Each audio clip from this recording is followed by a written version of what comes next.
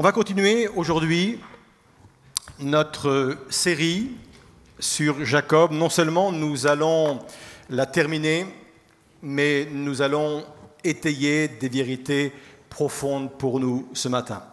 Le titre, comme vous le voyez, de la prédication est le suivant, « Passeur de bénédiction ». On va faire une lecture qui se trouve dans l'Épître aux Hébreux, au chapitre 11 et au verset 21, et nous allons lire dans la version Semeur. Nous lisons ceci.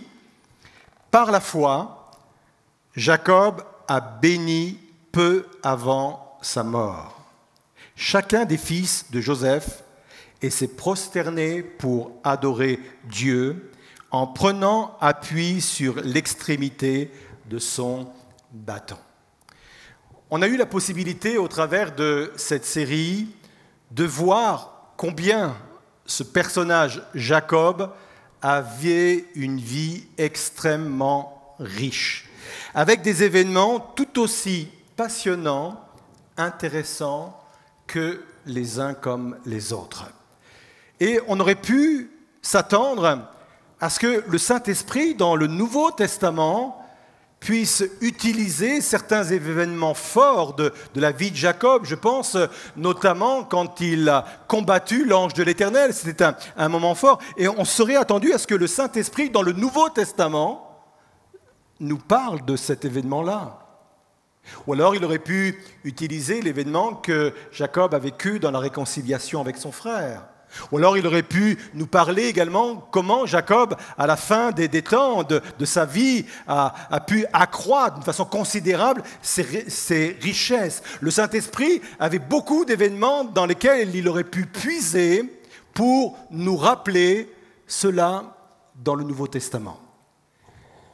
Mais il va s'arrêter sur une seule chose, qu'à la fin de sa vie, Jacob a transmis la bénédiction aux générations futures. C'est la seule chose que le Saint-Esprit veut retenir de la vie de Jacob. Non pas que le reste n'est pas important, mais c'est la seule chose qu'il veut transmettre au Nouveau Testament. Jacob, avant de mourir, a été un passeur de bénédiction. Cela va nous amener à répondre d'une façon beaucoup plus juste à cette question. Pourquoi Dieu nous bénit ? Alors je sais que peut-être on a entendu beaucoup de choses sur le sujet, mais je voudrais vraiment insister sur certains éléments qui me semblent extrêmement importants. Pourquoi Dieu nous bénit ? À cela, j'ai 3 réponses.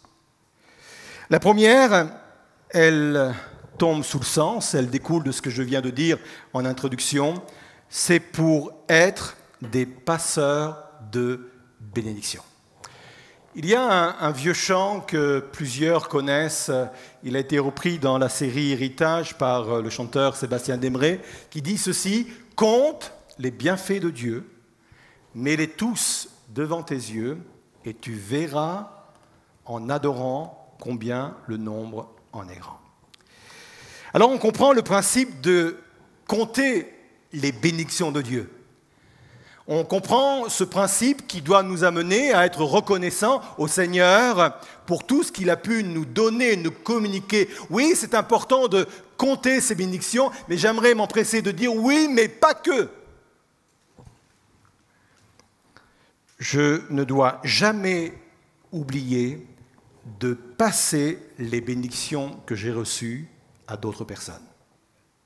Sinon, je vais ressembler, peut-être que ça ne va pas évoquer grand-chose chez la jeune génération, mais peut-être que si, on va ressembler à cet oncle Picsou qui était assis sur son tas de pièces d'or et qui passait ses journées à les compter et au bout d'un certain temps, au bout de plusieurs heures, voire parfois plusieurs jours, s'exclamait « Il m'en manque une !»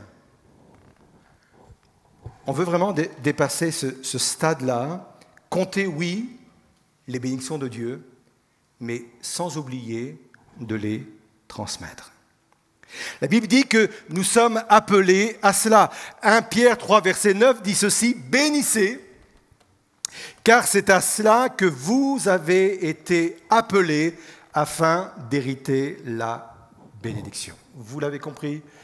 C'est vraiment notre sujet, devenir des passeurs de bénédiction. C'est pour cette raison, c'est ma première réponse, c'est pour cette raison que Dieu nous bénit. Deuxième réponse, pourquoi Dieu nous bénit? Dieu nous bénit non pas pour que je puisse profiter d'un privilège spécial, mais pour que je puisse accomplir un service spécial. Restez avec moi. Arrêtons de penser que Dieu ne me bénit que pour améliorer ma condition de vie. Il faut vraiment en finir avec cette représentation de la bénédiction. Dieu ne veut pas me bénir pour améliorer ma condition de vie, c'est très important, mais Dieu veut me bénir pour que je puisse améliorer la condition de vie des autres. Ça change tout. Comment je peux améliorer la condition de vie des autres? Certes, avec mes biens, mais pas que. Vous allez l'entendre plus d'une fois, le pas que. Je ne vais pas m'arrêter uniquement sur cela parce que c'est trop facile et bien des gens se sentent dédouanés par leur responsabilité de transmettre des bénédictions aux autres.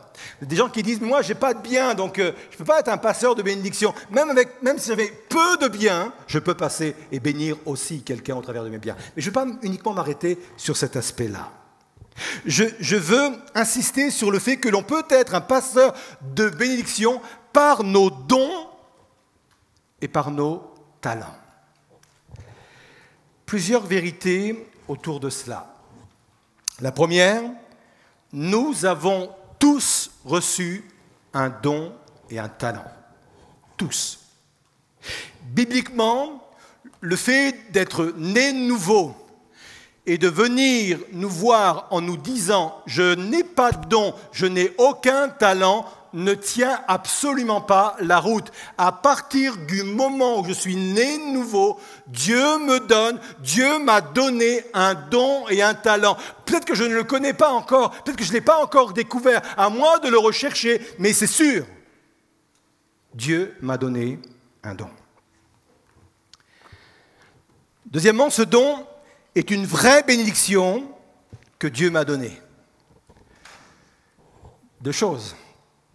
Tout d'abord, un don est une bénédiction, et cette bénédiction m'a été donnée par Dieu.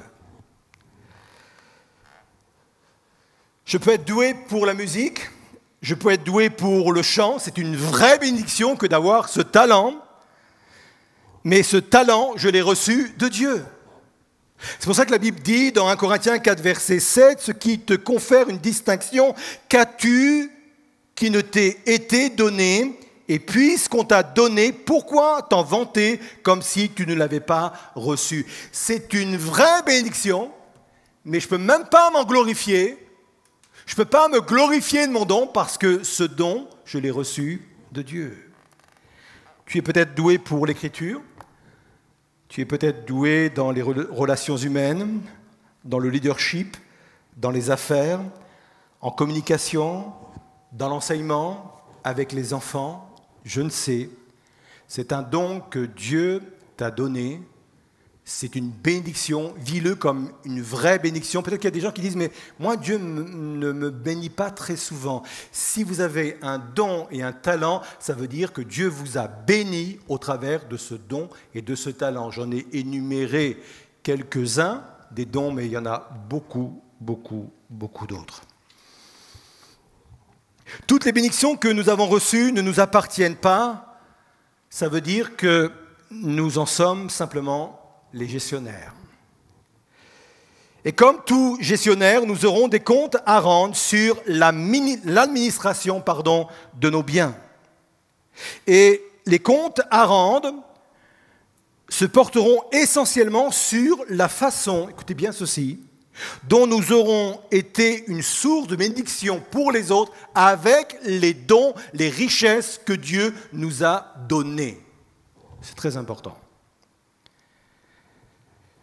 Ça veut dire que c'est bien de dire à Dieu « bénis-moi, bénis-moi ». si vous priez avec foi dans ce sens, je peux vous assurer que Dieu va vous bénir. Mais les bénédictions que vous allez recevoir de Dieu vont augmenter vos responsabilités. La Bible dit qu'on va demander beaucoup à celui à qui on a donné beaucoup.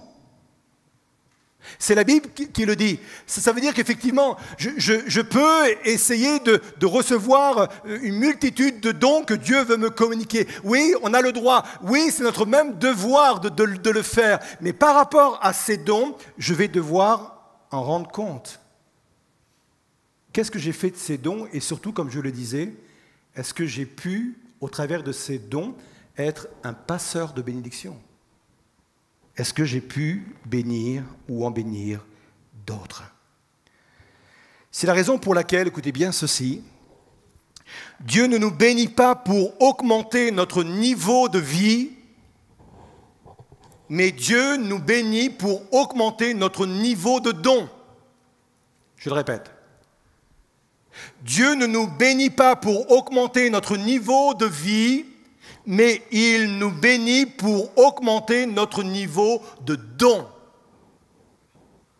Pour que je puisse être un véritable passeur de bénédiction. Moi, je suis vraiment impressionné, et je le dis très souvent autour de moi, et on se le dit entre nous également, je suis impressionné de voir à quel point Dieu a béni notre Église avec autant de dons et autant de talents. Ça veut dire plusieurs choses. Ça veut dire que nous sommes conscients de la responsabilité qui est la nôtre. Parce que nous aurons à rendre des comptes par rapport aux dons et aux talents que Dieu a fait rentrer dans cette Église. Ça, c'est une chose. Et deuxièmement, cette Église pourra continuer à être bénie et continuera à en bénir beaucoup d'autres à partir du moment où nous aurons des personnes au milieu de nous qui ont compris qu'ils ont reçu des dons et des talents, pas pour eux-mêmes, mais pour être à leur tour des passeurs de bénédiction. C'est une vraie responsabilité, c'est un vrai enseignement qu'il faut développer au milieu de nous, c'est une vraie mentalité, c'est une vraie culture qu'il faut développer au milieu de nous pour que toutes les personnes qui sont enrichis de ces bénédictions, qui sont enrichis de ces dons et de ces talents, comprennent qu'ils doivent, c'est leur responsabilité, devenir des passeurs de bénédictions. À cette question, pourquoi Dieu nous bénit? Troisièmement, pour que nous vivions une double bénédiction. Retenez bien cette formule, nous sommes bénis de bénir. Nous sommes bénis d'être en bénédiction. Quand nous fonctionnons avec le mode de bénédiction tel que je viens de le décrire, nous ne sommes pas en reste. Dieu lui-même va le dire, il le dit dans le livre de Job, il dit, mais de qui suis-je le débiteur? Emmenez-moi quelqu'un sur la terre à qui je devrais quelque chose. Et je peux vous dire que Dieu est sûr de son coup. Il le dit lui-même, je serai le débiteur de personne. Fait penser un peu à Jésus quand il se trouve près du lac de Génézareth. Il y a une grande foule qui se trouve là, sans doute des milliers de personnes, et la foule est là autour de Jésus pour entendre son enseignement.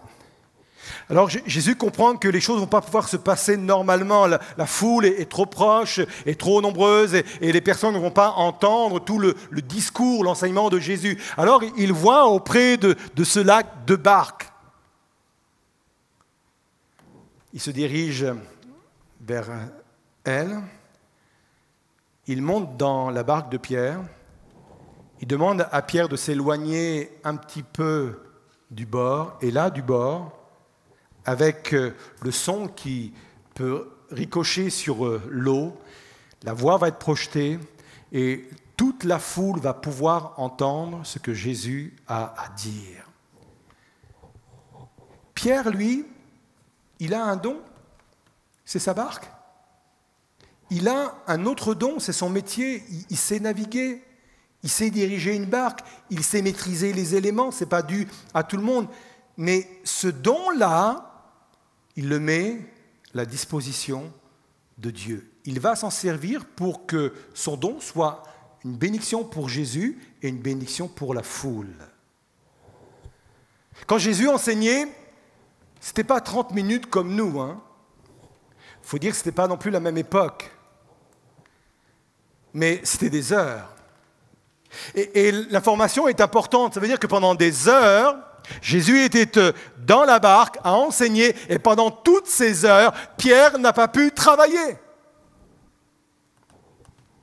Perte de profit. Mais souvenez-vous, Dieu n'est débiteur de personne. Une fois qu'il a terminé d'enseigner, il dit à Simon, et il dit, allez plus profondément, allez plus loin dans la mer et jetez vos filets.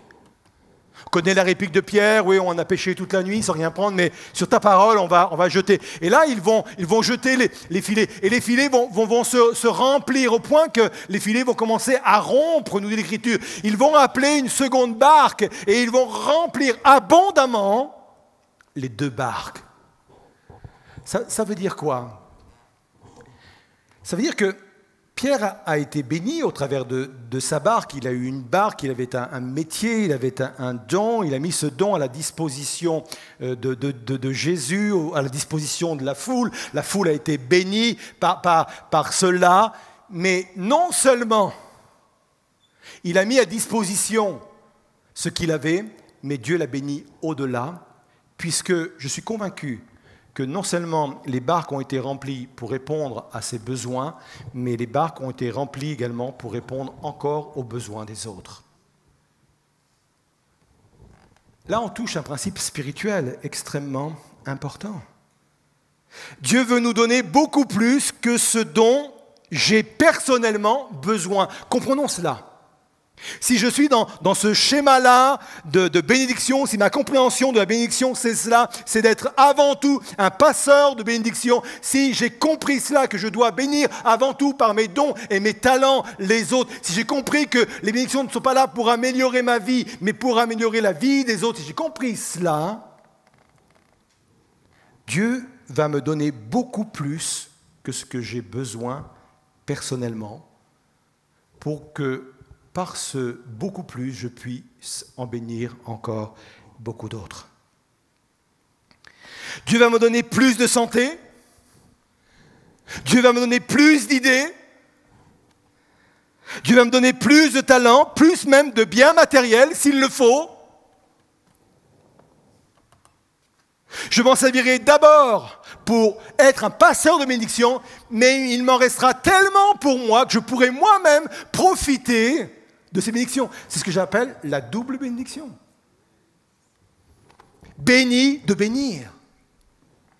Béni d'être en bénédiction aux autres. Puis la bénédiction, cette double bénédiction, je la reçois également dans une satisfaction profonde. Pas uniquement sur le plan des dons, des talents, des biens matériels, mais d'une satisfaction profonde. Jean 15, verset 8 dit ceci, « Si vous produisez du fruit en abondance, et le fruit toujours le symbole de la bénédiction, le fruit ne sert jamais à l'arbre qui le porte, il sert aux autres. Si vous produisez du fruit en abondance et que vous prouvez ainsi que vous êtes vraiment mes disciples, la gloire de mon Père apparaîtra aux yeux de tous. » Verset 11. Pourquoi il dit cela? Tout cela, je vous le dis, pour que la joie qui est la mienne vous remplisse vous aussi, et qu'ainsi votre joie soit complète. Là, on touche à tout, là. Alors, quand on entend le mot joie ici, il ne faut pas le comprendre dans un sens de rire béat, allez, je vais le dire, niais. Ce n'est pas une joie telle qu'on peut peut-être l'imaginer. La définition du mot joie est la suivante. Émotion due à un contentement très vif qui remplit tout l'être, qui produit un sentiment de plénitude, de satisfaction et de bien-être. Ça veut dire que celui qui porte du fruit, et si Dieu veut qu'on puisse porter du fruit pour d'autres, pour être des passeurs de bénédiction, c'est parce qu'il veut nous donner cette double bénédiction qui est de recevoir sa joie, c'est-à-dire cette satisfaction intérieure. Je peux vous assurer que ceux qui sont dans ce mode-là de fonctionnement, d'être des passeurs de bénédiction, je peux vous dire qu'il y a une satisfaction intérieure immense. Immense. Une satisfaction qui mène même à l'adoration et à la louange. Et là, je reviens à mon texte d'introduction concernant Jacob, donc Hébreux 11, verset 21. Par la foi, Jacob a béni peu avant sa mort chacun des fils de Joseph et s'est prosterné pour adorer Dieu en prenant appui sur l'extrémité de son bâton. Comprenez bien ce qui est en train de se passer. Il bénit ses petits-fils, les fils de Joseph. Il les bénit. Il est ce passeur de bénédiction. Et en étant le passeur de bénédiction, il a une telle satisfaction en lui, il a une telle plénitude en lui que ça le pousse, même s'il est âgé, même s'il est obligé de se mettre sur l'extrémité de son bâton, même s'il le fait dans ces conditions-là, ça le pousse à adorer et à louer le Seigneur. Ça veut dire que quelqu'un qui est un passeur de bénédiction est forcément un adorateur. Parce que la satisfaction qu'il reçoit au-dedans de lui le pousse à devenir cet adorateur comme a pu l'être Jacob à la fin de sa vie. Béni pour être en bénédiction. Je vais conclure avec cette parole toute simple. La main qui transmet la bénédiction est une main qui sera forcément attaquée. Il y a un exemple dans la parole de Dieu, c'est celui de l'apôtre Paul. Il vient de connaître un naufrage. Ce sont des moments difficiles. Et puis, ils arrivent sur l'île de Malte. C'est une région qu'ils ne connaissent pas. Ils ne savent pas trop ce qui se passe sur cette île. Alors, ils vont bivouaquer après cette tempête, après ce naufrage. Et lui, il veut aussi être en bénédiction aux autres. Alors, il va faire un feu pour bénir ceux qui viennent de passer par des moments difficiles, par des moments compliqués. Ça a duré plusieurs jours, plusieurs ont cru qu'il n'allait pas sortir de cette affaire. Lui, il veut être un passeur de bénédiction, il veut bénir, il veut allumer un feu pour que toutes ces personnes viennent se réchauffer autour de ce feu. Et la Bible nous dit qu'au moment où il veut être ce passeur de bénédiction, au moment où il veut prendre du bois pour être un objet de bénédiction pour les autres, une vipère, un serpent va sortir là des branches et va venir s'accrocher à sa main. La main du passeur de bénédiction sera une main qui sera forcément attaquée. Forcément. Et là, je m'adresse directement à vous parce que peut-être que vous êtes découragé, vous vous êtes dit, mais moi j'ai fait ma part. Moi j'ai fait ma part, j'ai fait mon job.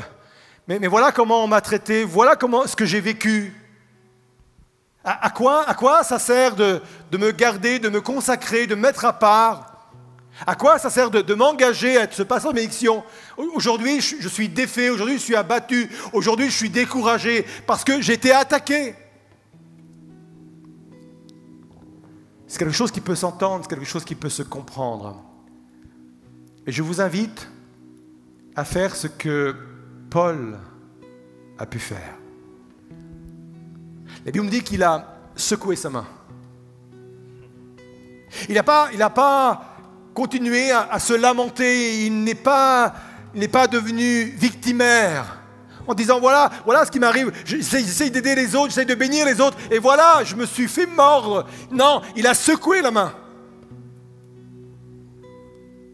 Le serpent s'est détaché et il a pu continuer à être ce passeur de bénédiction en bénissant les naufragés qui étaient là sur le rivage. Alors je comprends que vous puissiez être découragés. Je comprends que vous avez peut-être mis un don et un talent au service de Dieu. Vous avez voulu être une source de bénédiction au travers de cela. Peut-être qu'on vous a mal parlé, peut-être qu'on vous a mal jugé, peut-être qu'au fond de votre cœur, il y a comme un découragement. J'aimerais vous dire, ne vous laissez pas atteindre par celui qui n'attend que cela, que vous arrêtiez d'être ce passeur de bénédiction. Secouez la main, secouez vos vies et dites, je veux tout à nouveau m'approprier la bénédiction que Dieu m'a donnée, les bénédictions que m'a données. Je le vis comme un privilège immense, comme une grâce immense. Je veux m'approprier tout à nouveau cela. J'avais mis de côté, j'avais enterré mon don, mais je veux tout à nouveau m'approprier de cela. Je suis conscient que c'est une vraie bénédiction que Dieu m'a donnée, pas pour améliorer mon niveau de vie, mais pour améliorer mon don afin que je sois une source de bénédiction pour les autres. Alors on va être dans le recueillement et je vais inviter même les personnes de l'auditoire en présentiel ici à se lever à leur place et on va prier ensemble. Déjà pour que le Saint-Esprit vienne me révéler l'importance de ce principe que nous avons développé ce matin, peut-être d'une façon incomplète, mais j'ai voulu surtout insister sur des faits précis.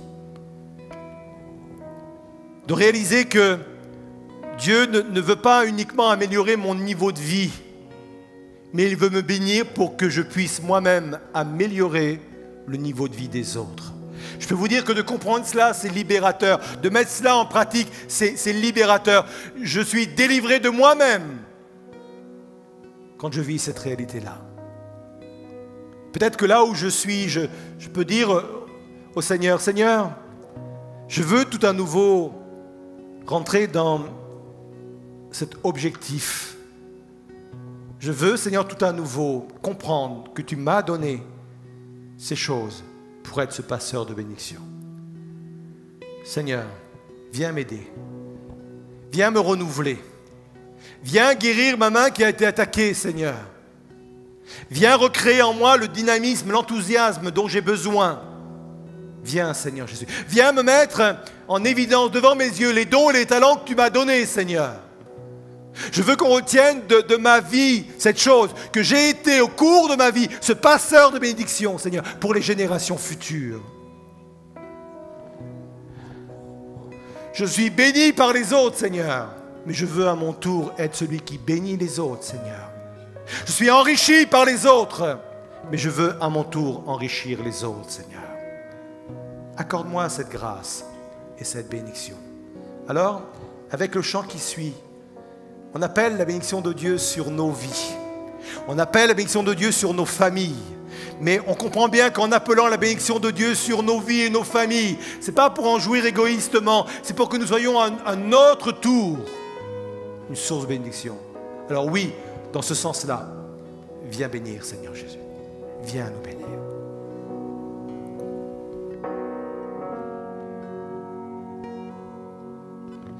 Dieu te bénit et te garde. Il rayonne sur toi, il t'accorde sa grâce. Ton Dieu se tourne vers toi, te donne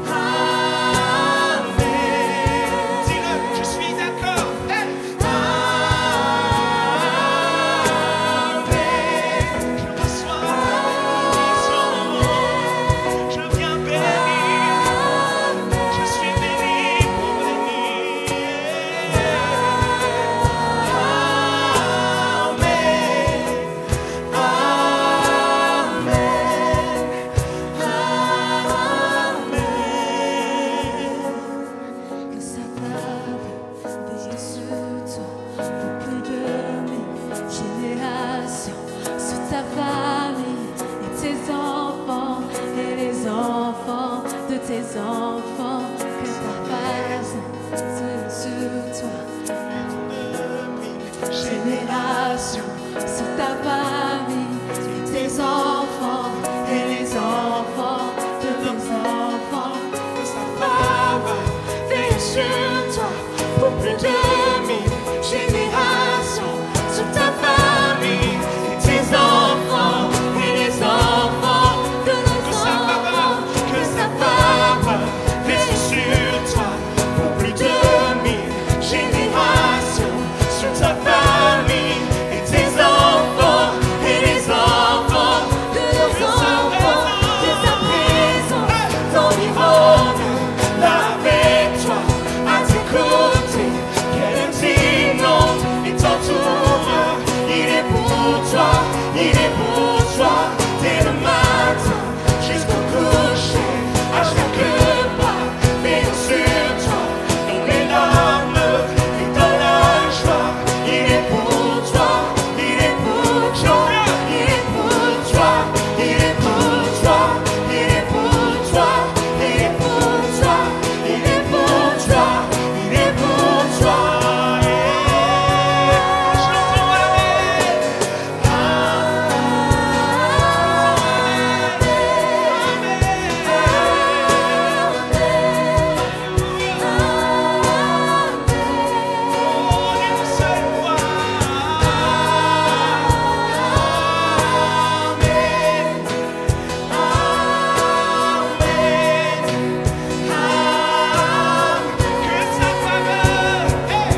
Que sa faveur reste sur toi pour plus de 1000 générations, sur ta famille et tes enfants et les enfants de leurs enfants.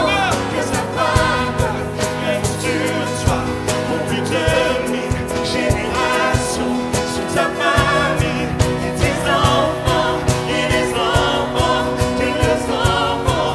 Que sa présence reste sur toi, là avec toi, à tes côtés, qu'elle t'inonde et t'entoure. Il est pour toi, dès le matin jusqu'au coucher, à chaque pas, veille sur toi, dans les larmes et dans la joie. Il est pour toi, il est pour toi, il est pour toi, il est pour toi, il est pour toi, il est pour toi. Qui peut être contre toi? Si Dieu est avec nous, chantons avec toi. Amen, Seigneur Jésus. Gloire à toi, Seigneur.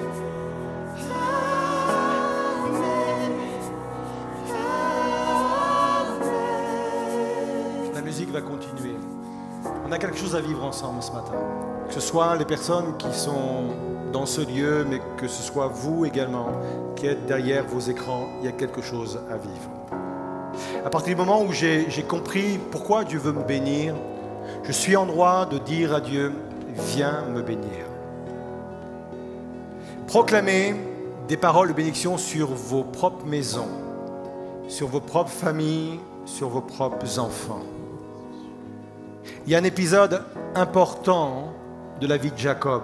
Non seulement il a béni ses petits-fils, les fils de Joseph, mais tout de suite après, sur son lit de mort, avant de mourir, il va bénir ses autres enfants qui vont composer les 12 tribus d'Israël.